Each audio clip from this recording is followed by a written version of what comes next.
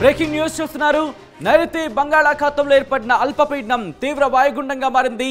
ఇప్పుడు తుఫానుగా పరిణమించబోతోందా? అదేంటది? నిన్న రాత్రే కదా తుఫానుగా పరిణమించే అంశానికి సంబంధించి మాట్లాడుకున్నామంటే బహుశా వచ్చే దారిలో చిన్న టీ బ్రేక్ తీసుకుందేమో. చిన్నగా బలహీనపడింది, కానీ ఇప్పుడు వేగం పుంజుకుంటోంది. రెట్టింపు వేగంతో రాబోతోందా? ఏం జరగబోతోంది? ప్రస్తుతం ఎక్కడ ఉంది? ఇప్పటికే చెన్నైని అతలాకుతలం చేస్తుంది. విజువల్స్ మీరు చూస్తున్నారు. చెన్నై మీద ఈ ఫెంగల్ తుఫాను ఏ స్థాయిలో ప్రమాదకరంగా మారిందో. ఇటు ఆంధ్రప్రదేశ్ మీద అరే 2 రోజుల నుంచి చెప్తున్నారు, ఇంకా ఇంపాక్ట్ లేదనుకుంటున్నారు కదా. వెయిట్ బాస్, వెయిట్ అంటోంది తుఫాను. ఎందుకంటే ఇక్కడ ప్రెసెంట్ నేను శ్రీలంకలో పనిచేసా, చెన్నైలో నా పని చేస్తున్నా, నెక్స్ట్ మీ వైపే ఉంటుంది. ఆంధ్రప్రదేశ్కి వచ్చే సందర్భంలో చాలా మార్పులు జరుగుతున్నాయి. ఎంతవరకు మీరు చూసిన తుఫాన్లు ఒక ఎత్తు అయితే కనుక ఈసారి చూడబోతున్న తుఫాను ఒక ఎత్తు. ఎందుకు నేను ఈ మాట అంటున్నాను ముందు మీకే అర్థమవుతుంది. ఎందుకంటే నేను మాటల్లో కాదు, మ్యాప్లో చూపించే ప్రయత్నం చేస్తాను. మ్యాప్లోనే మీకు చూపించే ప్రయత్నం చేస్తాను. ప్రస్తుతం శ్రీలంకను వణికించేసింది ఫెంగల్ తుఫాను. చెన్నైని ఇటు అతలాకుతలం చేస్తోంది. భారీ వర్షాలు పడుతున్నాయి. ఇటు నాగపట్నం కావచ్చు, లేకపోతే కోస్టల్ ఏరియా, ఇటు నాగపట్నం నుంచి చెన్నై వరకు కూడా ఆ కోస్టల్ ఏరియా మీద తీవ్రమైన ప్రభావాన్ని చూపిస్తోంది. ఇప్పటికే పంట పొలాలు నీట మునిగిపోయిన విజువల్స్ మీరు చూస్తున్నారు. అక్కడ వాగులు వంకలు పొంగి ప్రవహిస్తున్నాయి. 2 రోజుల నుంచి స్కూళ్లకు ప్రకటించేసింది చెన్నై ప్రభుత్వం, మరి ముఖ్యంగా తమిళనాడు ప్రభుత్వం అంటే అర్థం చేసుకోవచ్చు. ఈ నేపథ్యంలో ప్రస్తుతం ఎక్కడ ఉంది ఈ తుఫాను, ఏ స్థాయిలో ఉంది, ఏ వేగంతో ఉంది అనేది ఒకసారి మ్యాప్లో చూపించే ప్రయత్నం చేస్తున్నాను. Hit is on the screens of RTV. మీరు చూస్తే కనుక ఆ ప్రమాదం ఏ స్థాయిలో ఉందో మీరు చూడొచ్చు. ఇక్కడ నిన్న రాత్రికి తీరాన్ని అంటే తుఫాన్గా మారాల్సిన సిచ్యువేషన్, కానీ ఇక్కడ కాస్త వీక్ అయింది, కాస్త బలహీనపడింది. అంతవరకు కూడా గంటకు 10 కిలోమీటర్ల వేగంతో కదులుతూ వచ్చింది నిన్నటి వరకు కూడా. కానీ ఇప్పుడు సడన్గా 2 కిలోమీటర్లకు దిగింది. 2 కిలోమీటర్లు, గంటకు 2 కిలోమీటర్ల వేగంతో కదులుతోంది. అంటే నెమ్మదిగా కదులుతోంది అనేది మనకు అర్థమవుతుంది. అయినప్పటికీ పూర్తిగా ఆగిపోలేదు. తన దిశను చిన్నగా మార్చుకుంటోందని ఒక మాట కూడా వినిపిస్తోంది. ఒక్కసారి మీరు దూరం నుంచి చూసే ప్రయత్నం చేస్తే కనుక చూడొచ్చు ఆ ఇంపాక్ట్. ఇక్కడి నుంచి మనకు అర్థమవుతోంది. ఇటు చెన్నై, ఉత్తర తమిళనాడు నుంచి ఇటు ఉత్తర కోస్తా ఆంధ్ర వరకు కూడా దాని సిచ్యువేషన్ మీరు చూడొచ్చు. అయితే ఇక్కడ వరకు వచ్చేంత వరకు కూడా ఉంటుందా అనేది బిగ్గెస్ట్ క్వశ్చన్ మార్క్. కాస్త వాతావరణ మార్పులు చోటు చేసుకున్నాయి, సముద్రంలో కూడా మార్పులు చోటు చేసుకున్నాయి. అయితే ఆంధ్రప్రదేశ్లో కొన్ని ప్రాంతాలకు ఆ డేంజర్ కాస్త తప్పింది అనే మాట వినిపిస్తోంది. కానీ ఎక్కడైతే డేంజర్ తప్పిందో మిగిలిన ప్రాంతాలకు ఇంపాక్ట్ పడింది. అంటే లిమిట్గా ఉంటుందనుకున్న డేంజర్ కాస్త ఇప్పుడు పెరిగింది. అంటే ఇక్కడ ఎల్లో అలర్ట్కి సంబంధించి మాట్లాడుకునే సందర్భంలో ఎల్లో అలర్ట్ నుంచి గ్రీన్ అలర్ట్కి వస్తే కనుక దక్షిణ కోస్తాకు సంబంధించి రెడ్ అలర్ట్ అయ్యింది. అంటే ఎల్లో నుంచి ఆరెంజ్ అయింది, ఆరెంజ్ నుంచి రెడ్ అలర్ట్ అయింది. అంటే అంత తీవ్రమైన ప్రభావం ఉండబోతోంది దక్షిణ కోస్తాకు సంబంధించి. ఏ ప్రాంతాల మీద ఏ స్థాయిలో ఉండబోతుంది అనేది నేను మీకు చూపించే ప్రయత్నం చేస్తాను. ఎవ్రీ పాయింట్, ఎవ్రీ జిల్లాను కూడా మనం టచ్ చేయబోతున్నాం. ఆ జిల్లాలో ఎటువంటి సినారియో ఉండబోతుంది అనేది. రిమెంబర్, ఇంకా మనకి ప్రమాదం పొంచే ఉంది, ఇంకా ప్రమాదం పొంచుంది. 3 రోజుల ఆట. అవును, 3 రోజుల ఆట అనే చెప్పుకోవాలి ఇది. ఈ ఆటలో మనమే గెలవాలి. ఫెంగల్కి ఎక్కడా గెలిచే అవకాశం ఇవ్వకూడదు. అంటే ఏం చేయాలి? ఒకసారి అబ్జర్వేషన్స్ చేసే ప్రయత్నం చేద్దాం. ఆ తర్వాత మనం ఇన్ డీటెయిల్గా మాట్లాడుకునే ప్రయత్నం చేద్దాం. మీరు చూడొచ్చు ఇక్కడి నుంచి నేను మీకు చూపించే ప్రయత్నం చేస్తున్నాను. ప్రెసెంట్ బంగాళాఖాతంలో ఎటువంటి సినారియో ఉంది అనేది. ఇక్కడి నుంచి ఇప్పుడు ఇది పశ్చిమ వాయువ్య దిశగా కదలాల్సిన సిచ్యువేషన్. అంటే మరి ముఖ్యంగా నైరుతి బంగాళాఖాతంలో ఏర్పడింది. ఆ తర్వాత ఇది పశ్చిమ వాయువ్య దిశగా కదులుతూ ఇటు శ్రీలంక మీదుగా ఇటు తమిళనాడుని తాకాల్సింది. కానీ కాస్త మళ్ళీ డైరెక్షన్ మార్చుకుని ఉత్తర వాయువ్య దిశగా వెళ్ళింది. ఉత్తర వాయువ్య దిశగా వెళుతూ ఇటు తమిళనాడుని టచ్ చేస్తోంది. ఇప్పుడు ఉత్తర తమిళనాడుకి, అలాగే రాయలసీమ, దక్షిణ కోస్తా మీద ఇంపాక్ట్ ఉండబోతోంది. ఒకసారి నేను మీకు మ్యాప్లో చూపించే ప్రయత్నం చేస్తాను. ఎక్కడ స్టార్ట్ అయింది దీని డైరెక్షన్, ఎలా మారింది, ఎలా మారబోతోంది, ఎటువంటి అంచనాలు ఉన్నాయి, ఈ ప్రభావం ఎలా ఉండబోతోంది ఆంధ్రాకు సంబంధించి అనేది నేను మీకు ఎక్స్ప్లెయిన్ చేసే ప్రయత్నం చేస్తాను. ఒక్కసారి ఇదిగోండి, మీరు చూసే ప్రయత్నం చేస్తే కనుక ఎలా ప్రారంభమైంది, ఎక్కడ ప్రారంభమైంది అనేది నేను మీకు చూపించే ప్రయత్నం చేస్తాను. ఇది బంగాళాఖాతం. ఇదంతా కూడా బంగాళాఖాతంలో 25వ తారీఖున ప్రారంభమైంది దీని ప్రయాణం. ఈరోజు మనం చూసుకుంటే 3 రోజులు ఇలా చాలా మందకొడిగా కదులుతున్నప్పటికీ కూడా శ్రీలంక మీద దాని ప్రభావాన్ని చూపించింది. ఇటు చెన్నై మీద కూడా దాని ప్రభావాన్ని చూపిస్తోంది. ఇప్పుడు రేపు నుంచి అంటే ఈ రోజు నుంచి కూడా ప్రారంభం అవ్వాల్సింది, కానీ బహుశా చిన్న టీ బ్రేక్ తీసుకున్నట్టుంది, లేకపోతే నైట్ చిన్న హాల్ట్ తీసుకున్నట్టుంది బంగాళాఖాతంలో ఫెంగల్ తుఫాను. ఇప్పుడు రేపటి నుంచి ప్రభావం చూపించే అవకాశం ఉంది అనే చర్చ జోరందుకుంటోంది. ఇటు ఆంధ్రప్రదేశ్ విపత్తు నిర్వహణ శాఖ కూడా ఏమంటుందో మీకు చూపించే ప్రయత్నం చేస్తాను. హియర్ ఇట్ ఈస్ 28వ తారీఖు అంటే మీరు చూడొచ్చు ఈరోజు సిచ్యువేషన్ ఇక్కడ ఇలా ఉంది. ఆ తర్వాత ఈరోజు డైరెక్షన్ మార్చుకుని ఇటువైపు డైరెక్షన్ మార్చే అవకాశం ఇక్కడ పెద్దగా ఏం కనిపించట్లేదు. బట్ హూ నోస్, ఎందుకంటే ఇప్పటికీ ఆల్రెడీ చాలా సిచ్యువేషన్స్ మారాయి. ఈ ఫెంగల్ తుఫానుకి సంబంధించి 10 కిలోమీటర్ల నుంచి 2 కిలోమీటర్ల వేగంతో కదులుతూ ముందుకు వస్తుంది, కాస్త బలహీనపడింది. ఒకవేళ బలపడితే కనుక మరింత వేగంగా ముందుకు వచ్చే అవకాశం ఉంది. ఇది దాదాపుగా మనకి 29 తీరానికి చాలా దగ్గరగా రాబోతోంది, చెన్నై తీరానికి. ఆ తర్వాత 30వ తారీఖున ఇటు చెన్నై తీరానికి సంబంధించి చెన్నై మీద ఇంపాక్ట్ చూపించబోతోంది. ఇటు తమిళనాడుకి సంబంధించి చెన్నై మీద ఇంపాక్ట్ చూపించబోతోంది. నాగపట్నం నుంచి మొదలు పెడితే తమిళనాడు వరకు సంబంధించి చెన్నై వరకు కూడా.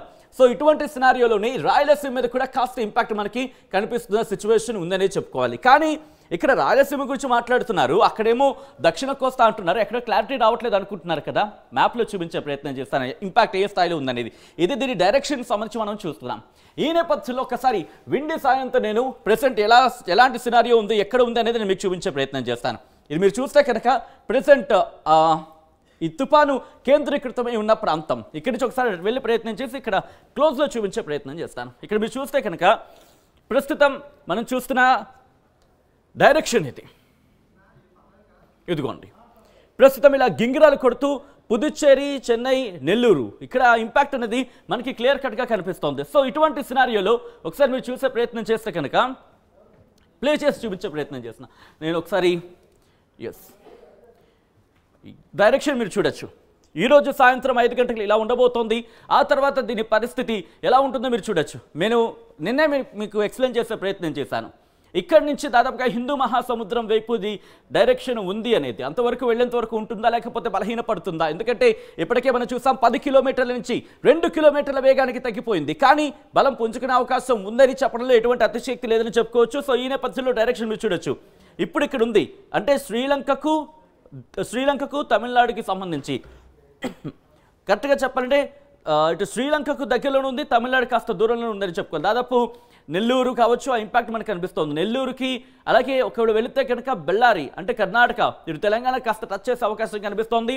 తమిళనాడు, కర్ణాటక మీదుగా హిందూ మహాసముద్రంలోకి వెళ్ళే అవకాశం ఉందనేది మనకి క్లియర్ కట్గా ఇక్కడ అర్థమవుతుంది. దాదాపుగా 5వ తారీఖుకు సంబంధించి దీని జర్నీ 5వ తారీఖు వరకు కూడా దీని జర్నీ కొనసాగే అవకాశం ఉంది. రేపు అంటే 29కి సంబంధించి రేపు 11 గంటల ప్రాంతానికి ఇక్కడికి వచ్చే అవకాశం ఉంది. ఇప్పటికే బలహీనపడింది, దాదాపుగా 2 కిలోమీటర్ల వేగానికి వచ్చేసింది కాబట్టి చాలా స్లోగా కదులుతోంది అనేది మనకు తెలుస్తోంది. సో ఈ నేపథ్యంలో ఎటువంటి సినారియో ఉండే అవకాశం ఉంది అనేది ఒకసారి చూపించే ప్రయత్నం చేస్తాను. ఈ రెడ్ సర్కిల్ని అబ్జర్వ్ చేయండి. ఐ థింక్ ఒకసారి క్లోజ్లోకి వెళ్ళే ప్రయత్నం చేద్దాం. ఈ రెడ్ సర్కిల్కి సంబంధించి మీరు చూస్తే ఇదే మీరు చూస్తున్న ఈ ఫెంగల్ తుఫాను ఇలా ఆ డైరెక్షన్ వెళుతూ నేను కాస్త క్లోజ్కి వెళ్ళే ప్రయత్నం చేస్తాను ఇంకా, సో దట్ ఏ ప్రాంతాల మీద ఎలా ఉండబోతుంది అనేది మనకు అర్థమవుతుంది. ఇదిగో ఇలా ముందుకు కదులుతూ వెళుతోంది. మీరు చూడొచ్చు ఆ రెడ్ సర్కిల్ మీరు చూస్తున్నారు కదా, అదే తుఫాను.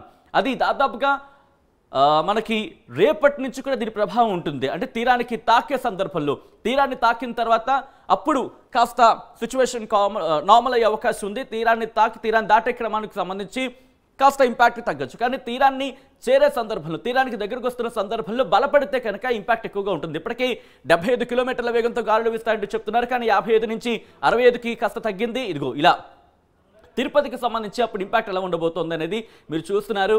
అలా ఇటు కర్ణాటకను టచ్ అయ్యి వెళ్ళిపోయే అవకాశం అయితే మాత్రం ఇక్కడ మనకు కనిపిస్తుంది. సో మీరు చూడొచ్చు. ఇక్కడి నుంచి నేను కాస్త ముందుకు వెళ్ళి చూపించే ప్రయత్నం చేస్తున్నాను. ఇక్కడి నుంచి ఒకసారి ఇది పాజ్ చేసి ఇక్కడి నుంచి నేను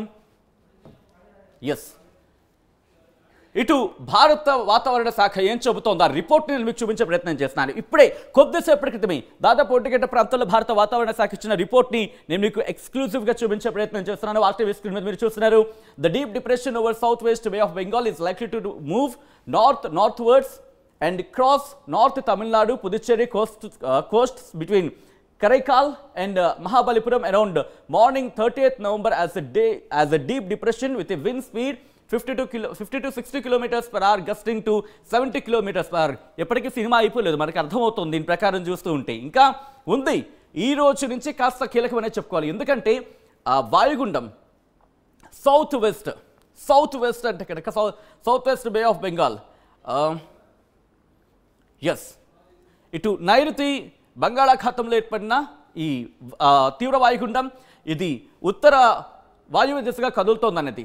ఉత్తర వాయువ్య దిశగా ప్రయాణిస్తూ తమిళనాడు పుదుచ్చేరి తీర ప్రాంతంలో బిట్వీన్ కరైకాల్ అండ్ మహాబలిపురం, కరైకల్ అలాగే మహాబలిపురం దగ్గర 30వ తారీఖు ఉదయం తీరాన్ని దాటపోతుందని మనకు అందుతున్న సమాచారం. దాంతోపాటు గంటకు 50 నుంచి 60 కిలోమీటర్లు 70 కిలోమీటర్ల వరకు కూడా గాలులు వీచే అవకాశం ఉందని వాతావరణ శాఖ చెబుతోంది. ఈ ఇంపాక్ట్ మనకి ఆంధ్రప్రదేశ్ మీద కూడా ఉందని చెప్పుకోవచ్చు. మీరు చూడొచ్చు కిందన heavy to very heavy rainfall with isolated extremely heavy rainfall likely over north Tamil Nadu Puducherry on 20th and 30th, south coastal Andhra Pradesh, Yanam and Rayalaseema. ఇటు సౌత్ కోస్టల్ ఆంధ్రప్రదేశ్ అంటే దక్షిణ కోస్ట్ ఆంధ్రతో పాటు రాయలసీమ, యానాం మీద కూడా ఉంది. మరి ముఖ్యంగా 29న, రిమెంబర్ ఇది నిన్న 28కు అనుకున్న సిచ్యువేషన్, ఎప్పుడైతే కాస్త స్లో అయిందో ఇప్పుడు డేట్ మార్చుకోవడం జరిగింది. రేపటికి ఇది ఇంపాక్ట్ చూపించే అవకాశం ఉందనేది వాతావరణ శాఖ అంచనా వేయడం జరుగుతోంది. సో ఈ సిచ్యువేషన్లో ఒకసారి ఎటువంటి అలర్ట్ ఇచ్చిందనేది నేను మీకు చూపించే ప్రయత్నం చేస్తాను. ఇప్పటికే ఆయా శాఖలను అప్రమత్తం చేసింది ప్రభుత్వం. ఈ నేపథ్యంలోనే ఇదిగో మీరు చూస్తే కనుక నిన్నటి సిచ్యువేషన్ వేరు, ఈరోజు అదిగో మీరు చూడొచ్చు రెడ్ అలర్ట్ జారీ చేస్తుంది రేపటికి భారత వాతావరణ శాఖ. ఆర్టీవీ ఎప్పటి నుంచో చెబుతూ వస్తుంది, ఆర్టీవీ ముందు నుంచి చెబుతూ వస్తోంది, ఒక్కసారిగా అలర్ట్స్ మారచ్చంటూ కూడా రెడ్ అలర్ట్ జారీ చేసింది ఆంధ్రప్రదేశ్. Alert, be alert. ఇదిగో మీరు చూడొచ్చు 29వ తారీఖు రెడ్ అలర్ట్ జారీ చేస్తుంది వాతావరణ శాఖ. ఆన్ ద స్క్రీన్ నేను చూపించే ప్రయత్నం చేస్తాను. బిగ్ స్క్రీన్ మీద మీరు చూస్తున్నారు, ఆంధ్రప్రదేశ్కి రెడ్ అలర్ట్ జారీ చేసింది వాతావరణ శాఖ. రేపు అప్రమత్తంగా ఉండాల్సిన అవసరం కనిపిస్తోంది. ఇటు ఉత్తర కోస్తాంధ్ర నుంచి మొదలుపెట్టి దక్షిణ కోస్తాంధ్ర, రాయలసీమ, తమిళనాడు వరకు కూడా రెడ్ అలర్ట్ జారీ చేసింది. రెడ్ అలర్ట్ అంటే కనుక దాదాపుగా 20 సెంటీమీటర్ల వర్షపాతాన్ని మించిపోవచ్చు అనేది.